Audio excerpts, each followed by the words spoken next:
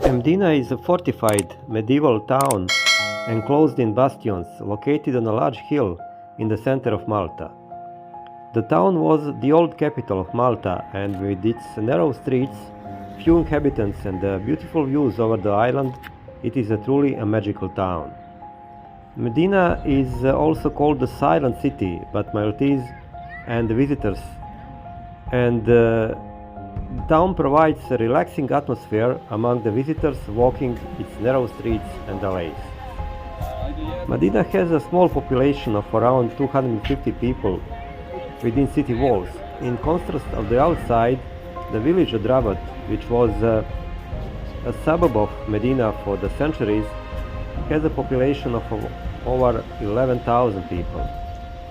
The medieval town of Mdina presents a mix of Norman and Baroque architecture and is the home to many palaces, most of which today serve as private homes. The large and striking Cathedral of the Conversion of St. Paul stands in the main square of the town.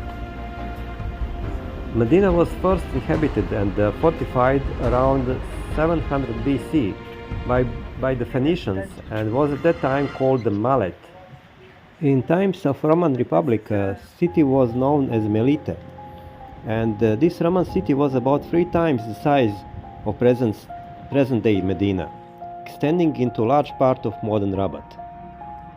According to the early modern interpretation of Acts of the Apostles, when Paul the Apostle was shipwrecked in Malta in 60 Anno Domini, he was greeted by Publius, the governor of Melite, and he cured his sick father. According to tradition, the population of Melite converted to Christianity, and Publius became the first bishop of Malta. It was the Normans who surrounded the city with its thick defensive fortifications, and they also widened the moat around the Mdina. The gate that stands at the entrance today is not the original entrance. The bridge was built later to enable cars and people to enter Mdina.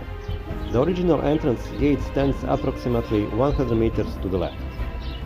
Following the fall of the Western Roman Empire, Malta became a part of Byzantine Empire, and from that period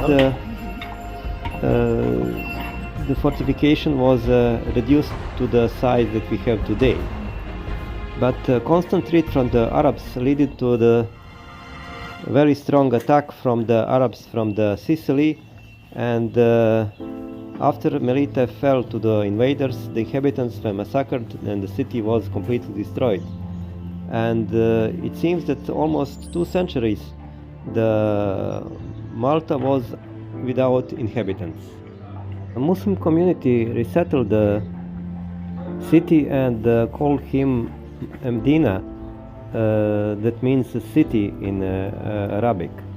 But very soon the city peacefully surrendered to Roger of Sicily and became a part of Kingdom of Sicily.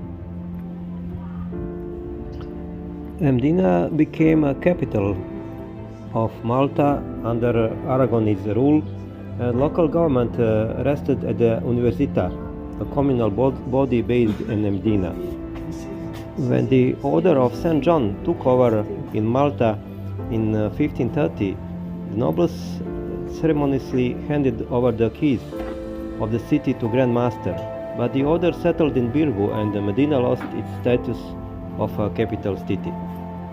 In 18th century the city was rebuilt, and from that time I introduced strong Baroque elements in what was still a largely medieval city. At the end of 18th century, Mdina was captured by French forces, and after 2 years of fight with the help of British army, the French surrendered and Malta became a part of British Empire with a special status. Today Mdina is one of Malta's major tourist attractions, hosting about 750,000 tourists in a year.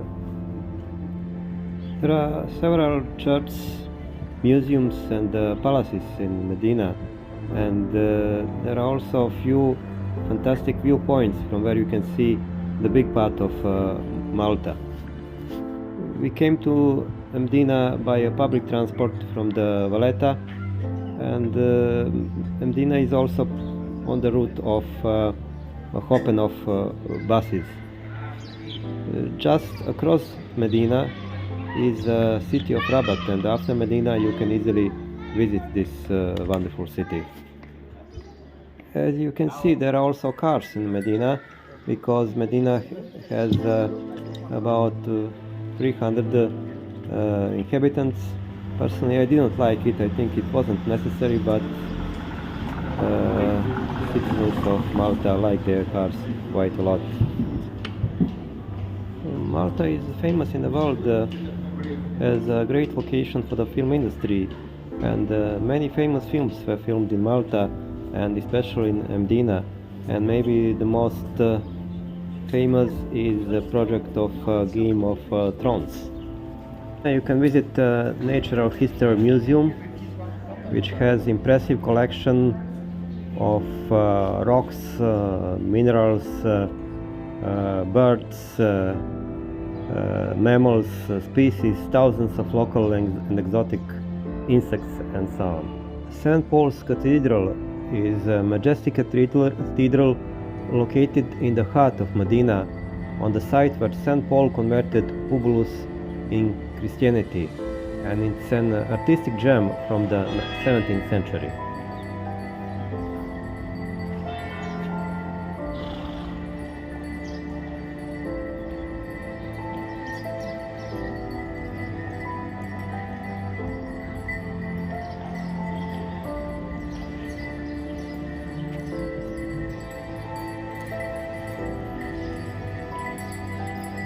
Cathedral Museum is one of the most outstanding religious museums in Europe, and it exhibits an impressive collection of sacred art, famous paintings, coin collections, Roman antiquities, and original documents from the time of Inquisition and the early Università.